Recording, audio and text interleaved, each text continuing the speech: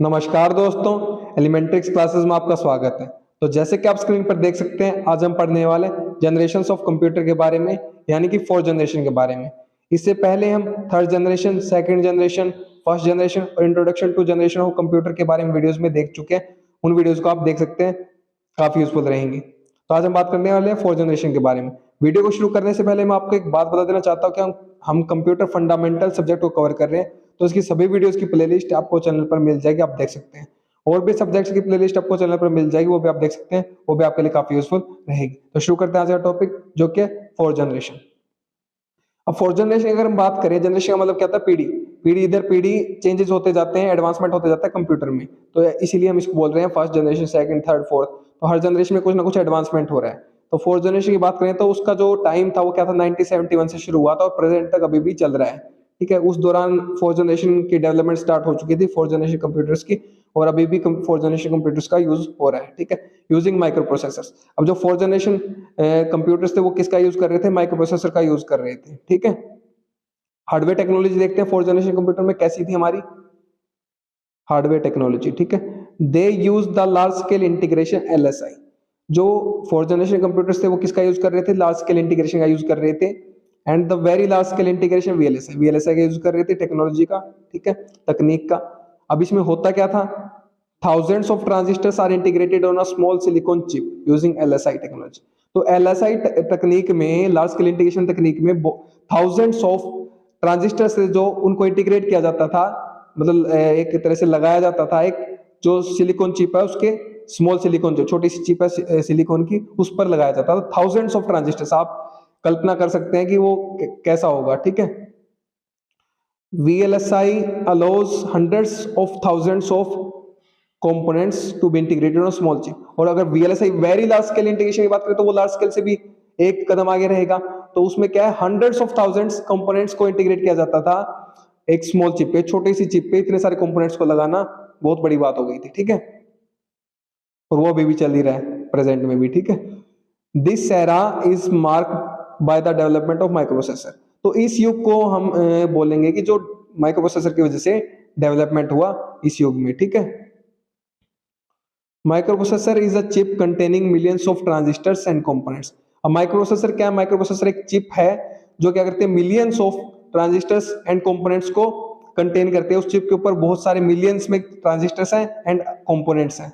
ठीक है, and design using, और जो माइक्रोप्रोसेसर चिप है वो डिजाइन यूजिंग LSI टेक्नोलॉजी और VLSI टेक्नोलॉजी का यूज करके डिजाइन की जाती है। ठीक है, अब microprocessor chip is shown in figure. This generation of computer give rise to personal computer PCs. Figure में आपको दिखाऊंगा आगे। ठीक है, उसमें आप देखें कैसे दिखती है हमारी माइक्रोप्रोसेसर चिप। अब ये जो जनरेशन है, फोर्थ जनरेशन, उसने क्या किया? Give rise to personal computer. इस दौरान, फोर्थ जनरेशन के दौरान, हमारे पीसेस आना स्टार्ट हो गए थे, पर्सनल कंप्यूटर्स आना स्टार्ट हो गए थे जो हम घरों में यूज कर सकते थे। ठीक है, इसका अगर हम उसकी बात करें, ये ऐसा दिखता है हमारा माइक्रोप्रोसेसर चिप, आप देख सकते हैं। इसमें क्या है, millions of transistors and other components are integrated लगाए हुए हैं, तब ये चिप बनी है हमारी माइक्रोप्रोसेसर चिप। ठीक है, अब अगर हम बात करें सेमीकंडक्टर मेमोरी, इसमें जो फोर्थ जनरेशन है उसमें क्या है, semiconductor memory replaced the earlier magnetic core memory. तो जो पहले की जनरेशन में हम मैग्नेटिक कोर मेमोरी का यूज करते थे स्टोरेज करने के लिए डेटा को, अब हम सेमीकंडक्टर मेमोरी का यूज कर रहे हैं फोर्थ जनरेशन में। तो उसने उसको रिप्लेस कर दिया, उसकी जगह ले ली। ठीक है, resulting in fast random access to memory. अब इसकी वजह से हुआ क्या, जो हमें रैंडम एक्सेस चाहिए था मेमोरी का, वो क्या हो गया, फास्ट हो गया। ठीक है, secondary storage device like magnetic disk become smaller in physical size and larger in capacity. अब जो सेकेंडरी स्टोरेज डिवाइसेस थे, जैसे कि मैग्नेटिक डिस्क थे, वो क्या बन गए, साइज में स्मॉल हो गए, फिजिकल साइज में दिखने में स्मॉल हो गए, लेकिन उनकी जो कैपेसिटी है स्टोर करने की, जो क्षमता है, वो बढ़ गई। The linking of the computers is another की डेवलपमेंट ऑफ दिस एरा। तो इस युग में एक और कमाल हुआ कि जो हमारे जो कंप्यूटर्स थे वो एक दूसरे के साथ लिंक हो सकते थे, जुड़ सकते थे। ठीक है, तो ये एक बहुत ही महत्वपूर्ण डेवलपमेंट थी, विकास था इस युग का। The computers were link to form networks that lead to the emergence of the internet. अब जो कंप्यूटर्स थे वो एक दूसरे के साथ लिंक हो गए और उन्होंने क्या फॉर्म, क्या क्या बनाया, नेटवर्क बनाया, जिस नेटवर्क की वजह से क्या हुआ, इंटरनेट का उदय हुआ, इमरजेंस हुआ, जन्म हुआ एक तरह से। ठीक है, this generation also saw the development of pointing devices like mouse and handheld devices.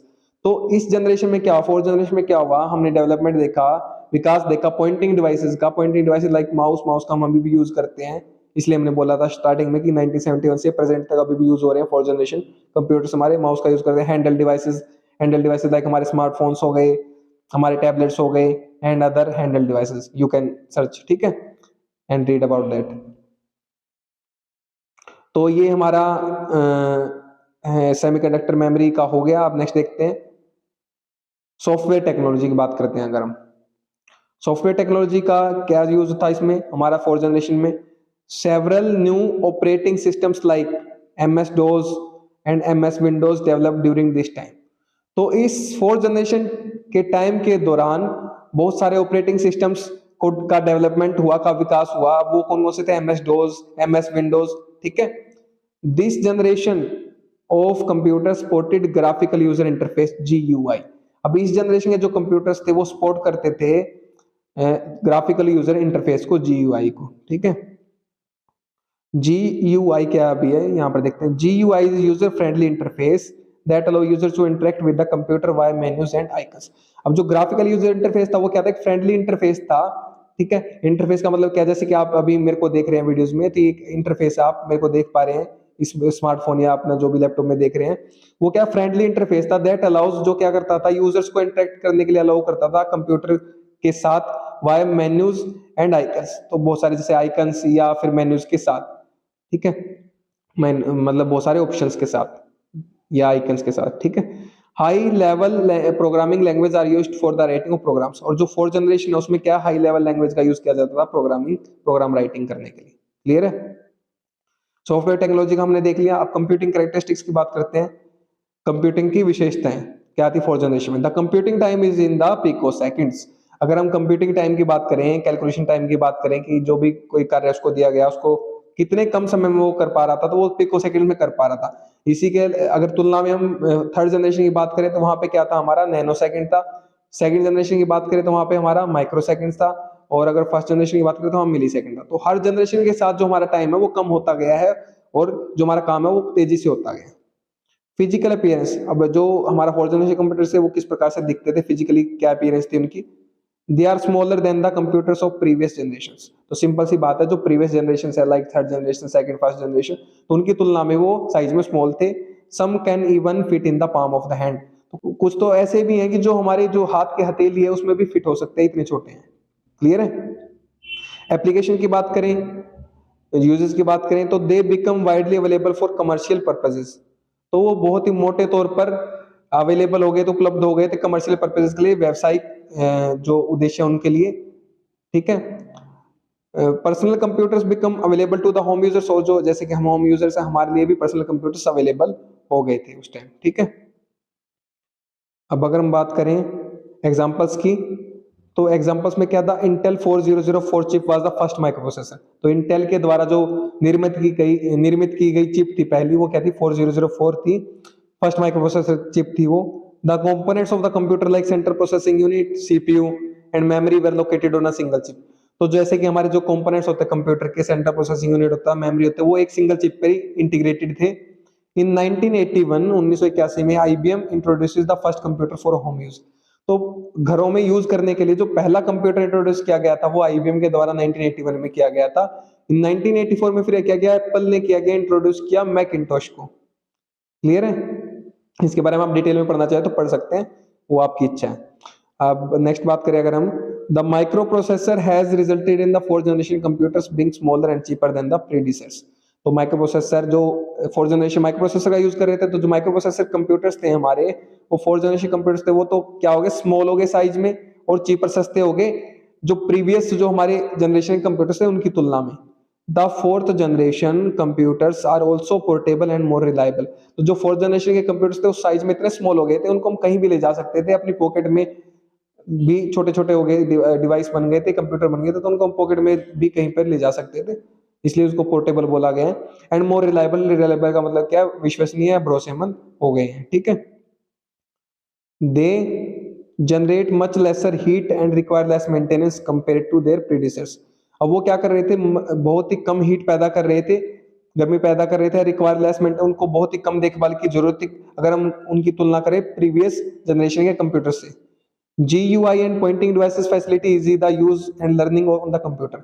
तो जो ग्राफिक यूजर इंटरफेस है और पॉइंटिंग डिवाइस है लाइक माउस, उनकी वजह से क्या हो गया, उनकी फैसिलिटी की वजह से क्या हो गया, बहुत ईजी आसान ही हो गई कोई भी चीज लर्न करने में, सीखने में कंप्यूटर के द्वारा। Networking has resulted in resource sharing and communication among different computers. और जो नेटवर्किंग का कंसेप्ट है हमारा फोर्थ जनरेशन में, उसकी वजह से क्या हुआ, उसके क्या परिणाम आए कि जो रिसोर्स शेयरिंग है, मतलब कुछ चीजें हमें भेजनी है, शेयर करनी है एक दूसरे के साथ, जो कि हमारी काम की चीजें हैं, ठीक है, कोई डॉक्यूमेंट्स वगैरह हैं, कम्युनिकेशन करना है हमें एक दूसरे के साथ, तो वो डिफरेंट कंप्यूटर के साथ ईजी हो गया था फोर्थ जनरेशन के आने से, ठीक है। तो ये हमारा क्या था, फोर्थ जनरेशन का था, जिसमें हमने हार्डवेयर को देखा, सॉफ्टवेयर को देखा, सॉफ्टवेयर टेक्नोलॉजी को देखा, कंप्यूटिंग कैरेक्टरिस्टिक्स देखी, फिजिकल अपीयरेंस देखी, एप्लीकेशन देखी, एग्जांपल देखी, और भी बहुत कुछ देखा, ठीक। तो उम्मीद करता हूं कि आपको समझ में आ गया होगा। तो पढ़िए और पढ़ाइए, अपने दोस्तों से शेयर कीजिए वीडियो को, ताकि उनकी भी हेल्प हो सके। अगर आप शेयर कर रहे हैं तो आप उनको पढ़ा रहे हैं, मैं नहीं पढ़ा रहा, आप उनकी हेल्प कर रहे हैं, मैं नहीं कर रहा। अगर आप चैनल पर नए हैं तो चैनल को सब्सक्राइब कर दीजिए, वीडियो को लाइक कर दीजिए, एक अच्छा सा प्यारा सा कमेंट कर दीजिएगा आपको वीडियो अच्छी लगे तो। और हाँ, अगर आपको इसके नोट्स चाहिए तो वीडियो के नीचे डिस्क्रिप्शन में आपको नोट्स के लिए लिंक मिल जाएगा, वहां से आप नोट्स को एक्सेस कर सकते हैं। मेरे साथ वीडियो में अंत तक बने रहने के लिए धन्यवाद। Thank you so much again.